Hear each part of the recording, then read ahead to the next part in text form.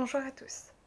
Je vais vous parler des désaccords entre les parents, puisqu'en effet, c'est quelque chose qui revient dans les entretiens que je peux mener, notamment avec les adolescents, qui peuvent évoquer que quand ils étaient enfants, eh bien, parfois dans certaines familles, il y a des désaccords importants entre les parents, même quand ils sont ensemble. Ils ne sont pas d'accord sur la manière d'éduquer leur enfant, sur les attentes qu'ils vont avoir envers leur enfant. Et un enfant, ce dont il a envie quand il est petit, c'est de satisfaire ses parents. C'est de voir que ses parents sont fiers de lui, qu'il arrive à leur donner du plaisir. Par exemple, quand il leur fait un dessin et que les parents disent «Oh, qu'est-ce qu'il est beau ton dessin, il est magnifique, ça me fait vraiment plaisir et regarde, on l'accroche sur le frigo ton dessin». Et peu importe pour ce qu'il est en train de faire, par exemple, la première fois qu'il le fait sur le pot, c'est génial, c'est magique, et je t'applaudis, et bravo, etc. Il se rend compte qu'il satisfait son parent quand il fait ça. Et l'enfant, c'est un de ses objectifs.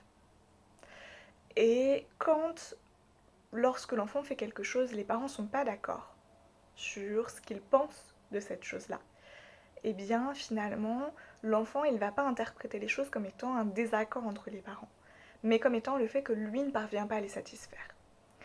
Par exemple, si il y a un sujet qui est évoqué d'un problème de relation avec des camarades dans la cour de récré où, suite à une dispute, l'enfant s'est défendu et a répondu à un camarade.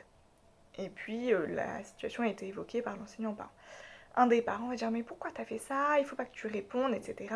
Et l'autre parent va dire si t'as raison, il faut que tu te défendes, il faut que tu saches affirmer, alors je suis contre la violence physique, mais il faut que tu saches affirmer que t'es pas d'accord et que finalement l'enfant, ce qu'il retient de tout ça, c'est que il n'a pas réussi à répondre aux attentes de ses parents. Il n'entend pas que ses parents sont pas d'accord sur leurs attentes et qu'ils ne sont pas d'accord sur ce qu'ils souhaitent donner comme principe éducatif à leur enfant. Lui, ce qu'il entend, c'est que de toute façon, peu importe ce qu'il fait, ça va jamais. Donc, ce qu'il entend, c'est que c'est lui le problème. Et que c'est lui qui est incapable de faire quelque chose de bien. Et que son comportement n'est jamais le bon. Que finalement, il n'est pas une personne qui est capable de faire les choses bien. Et il se construit avec ça, au fur et à mesure.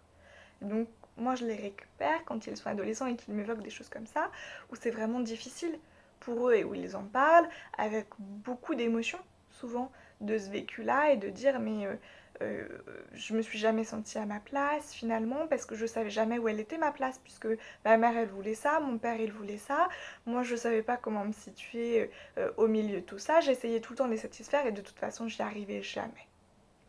Donc s'il vous plaît, prenez le temps entre adultes de discuter de vos attentes et mettez-vous d'accord sur des choses qui vous conviennent à l'un et à l'autre. C'est vraiment très important pour votre enfant de pouvoir se construire en ayant l'impression qu'il peut vous apporter quelque chose, qu'il peut vous satisfaire et que ce qu'il fait c'est bien.